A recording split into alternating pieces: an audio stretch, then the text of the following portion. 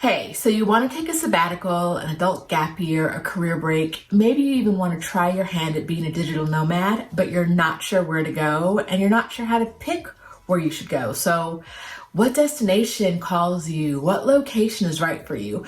I'm here with some quick tips to help you plan the perfect place to spend your time when you're roaming the world.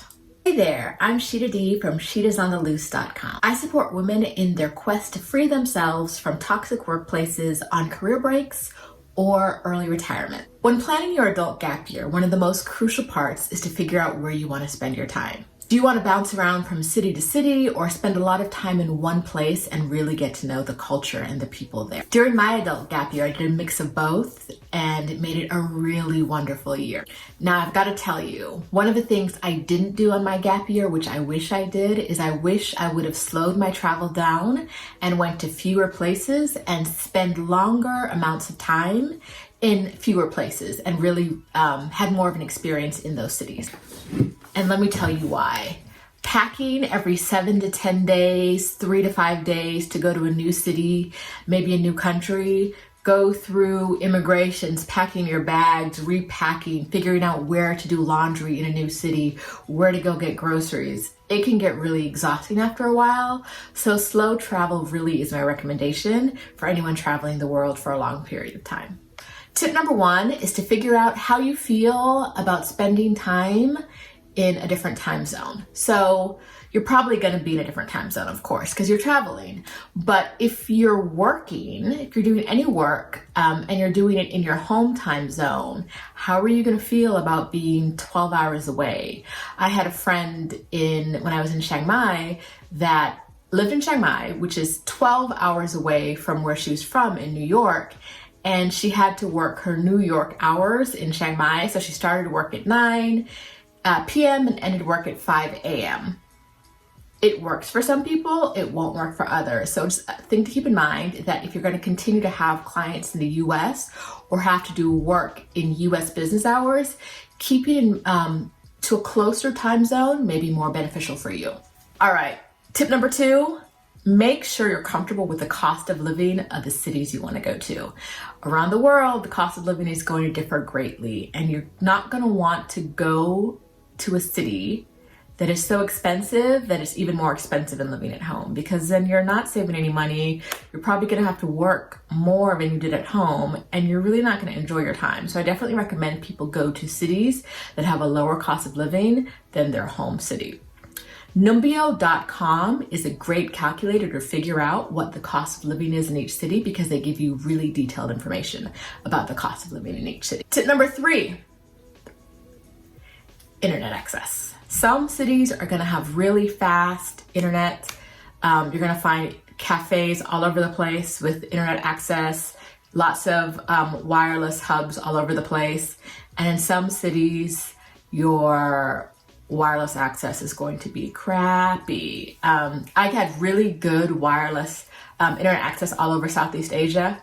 I had really, really bad in South Africa. I was in Johannesburg and it was like, some days it was like, why even bother? Why turn on the computer? So something to figure out. If you're thinking about a city, do some Google searches about the availability of internet and whether they have any blackout times. Blackout times for electricity are really gonna, of course, impact internet access. So check out that too, because a lot of places have rolling blackouts and that's not really gonna help you if you need to work while you're there. All right, it's time for tip number 4. And tip number 4 is to figure out what type of housing you're comfortable with. Now, if you're following my advice and you're slow traveling, my best recommendation for you is to go somewhere for a time, short period of time, figure out what neighborhoods you like, and then rent an apartment for 3 to 4 months in one of those neighborhoods or however long you can be in the country. And really stay there. You're gonna save money over renting, staying at a hotel or renting an Airbnb, and it's gonna be a really good experience to be within the community. Of course, you can always rent Airbnbs, and I have a great video about renting the perfect Airbnb for whatever trip you want to go on. So check that out up top. But whatever you do, make sure you're comfortable with the housing situation. Make sure you're not going to a city where housing is so expensive that it doesn't make sense. In the description box, I'm going to link to a resource that Stephanie Perry, also known as Vicarious, has created, and it's a place where you can get Airbnbs for under you can stay in Airbnbs for under $500 a month. I believe that's it. I'm going to link it either way with the proper title in the description. So if you want to know how to choose a perfect Airbnb, watch my video. If you want to know where you can get really great rates on Airbnbs, check out Stephanie's resource. Tip number 5, available workspaces. Are you the kind of person that wants to work from home all alone all day? In that case, you're going to want to make sure that wherever you rent has great internet access like we talked about earlier. Or do you want to work out in the world, in coffee shops, in group workplaces? I don't even know what they're called because mama don't do them. But if that's you, if that's what you want to do, you've got to make sure you're choosing a city that has those resources for you in an abundance. Because I know you can find one. If you go to a city that only has one, you might not like the one that's there. And so you're going to want to have a lot of those that are around if that's how you need to work. So places that have a lot of cafes you can sit in all day, or places that have a lot of shared workspaces that you can use. So that's definitely something to look for before you decide on your location. All right, tip number 6. If you want to be a digital nomad, look up the digital nomad community before you go. You're gonna want to know what you're stepping into, what's right for you, what feels wrong, what's a good fit. It's important to see who you'll be with, who's there, who's absent, who you can see, who's visible in the community. Hint, hint, hint, hint. Do your Googles, see who you can find. Join some Facebook groups for digital nomads in the area. Join some Facebook groups for anything that kind of feels right for you in that community, lots of expat groups, and see what you can figure out about the people and the expats who are there, because that's probably who you'll spend the most of your time with. It'd be really great to say you're going to come into a community and you're only going to hang out with locals, but 9 times out of 10, I would say 99 times out of 100, really, that's just not realistic. Like your lifestyle is going to be more like other digital nomads than it is like the locals. That's just the way life is. You're going to be like other people like you. So get to know the community before you get there. It'll really help you get assimilated when you do get there. All right. Tip number 7, you're not at home. You left, you went abroad for new experiences. So make sure you're going to a place that has experiences you want. So as much as we say like we're traveling, we're gonna find ourselves, eat, pray, love, make sure there's some tourist shit for you to do. Like, it sounds silly, and some people I know are too good for tourist things. Make sure there's some tours you can go on, some things you can experience, so you're not going to the middle of nowhere to sit down with your laptop for 3 months, because you could do that in your mom's basement. Okay, tip number 8 is crucial for me, and that's proximity to other destinations. I told you in the beginning, my recommendation is to slow travel. Well, not only is my recommendation to slow travel, but also that you slow travel, you find a place that you like, and then you take weekend trips here, there. So Southeast Asia, I'm going back there again. Great place to get an apartment for a couple of months, and then every once in a while, every few weeks or so, take a trip out for a weekend, go somewhere else, fit another country. Lots of places are close by. If you use their budget carriers over there, the budget airlines, you can find a lot of cheap flights to other places. So it's a great place to experience a lot of countries without packing your bag every time, because trust me, it's gonna become a pain. So you wanna do that. You wanna get out. You wanna go pack your bags and move every time? No, you don't. Pack an overnight bag, pack a weekend bag, go to a new country, experience it for 3-4 days, bring it back to your apartment and chill and get back to work on your computer or whatever it is you do in your digital nomad career break.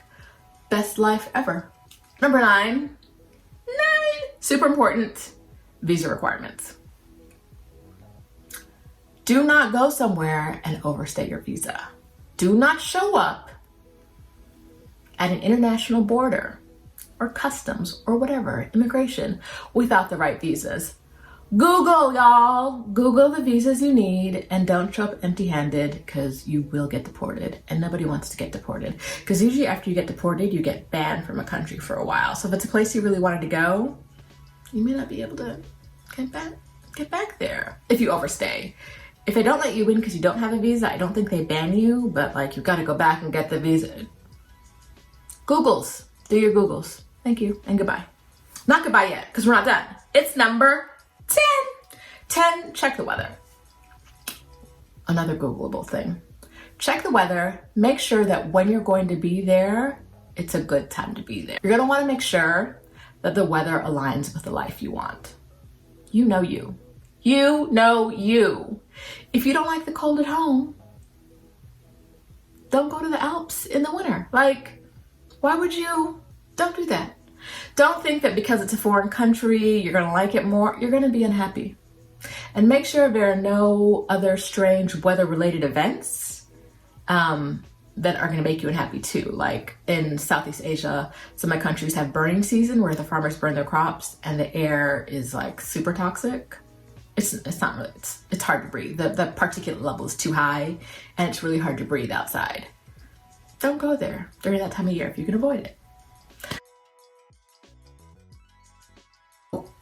All those 10 tips wrapped up. Plan this really well. You have total control over what you do. You can plan where you go and when you go there. So move pieces around. When you're planning your destinations, don't just plan for where you're going, but also plan for when you're going to be there. If you're traveling for a year, don't go to 25 different cities like someone did. Don't do that. Don't do that. It's foolish. It is. Go to fewer places. Go to maybe 12 cities, maybe 12 countries at the most. Maybe you go to 6, maybe you go to 3 and really dig into those 3. I like that idea. If I was doing it again, that's definitely what I would do. Maybe like no more than 3 a year. If you really want to enjoy this break, you really want to get away and have a great time, picking the right destination is crucial to that enjoyment. You're really going to want to like where you are. You can always pick up and move to a new place, but there's an who wants to do that? Who wants to pick the right place the first time around. Don't forget to subscribe to my channel and turn on notifications so you get notified when the next video comes out. I've got a lot of videos coming out soon about money, getting your money right for this journey. So I'm excited to bring those to you, and go ahead and subscribe. Until next time, bye.